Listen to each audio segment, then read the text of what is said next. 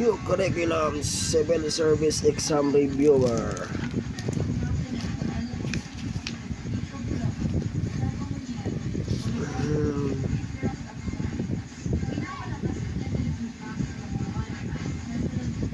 Pronoun, types of pronouns, person pronouns, subject pronouns, adverbs,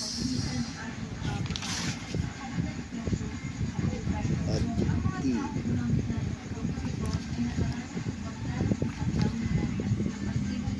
Giving the main idea and summary. The main idea is author's message about the topic.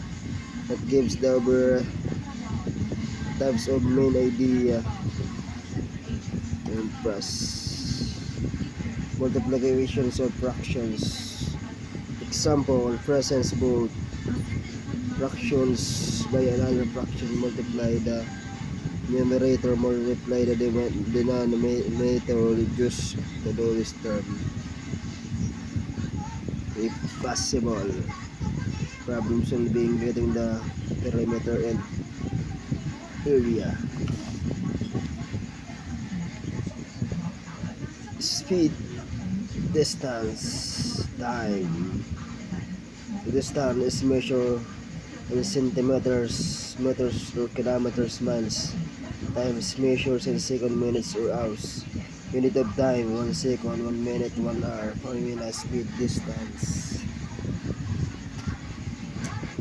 What's one of responsibility of political jobs are setting in 13 points course, which is the best way to answer a phone.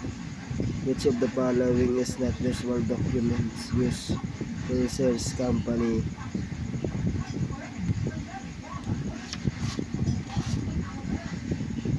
Meaning of bills. Meaning section 2. Which was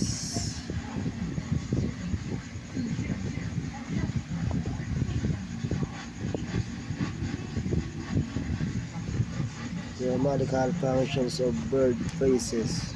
To live in this world is something that is worthy to be thankful for. My little sister took care of watering the plants while we were on vacations. The woman swore lightly, intensely hit the crying man because she felt destroyed. Adjective. Of the following two statements, both which cannot be true, but both can also be false, which are these two statements? Which of the following is that measures of central tendency range, problem solving involving area and perimeter? Past perfect tense. The collective nouns.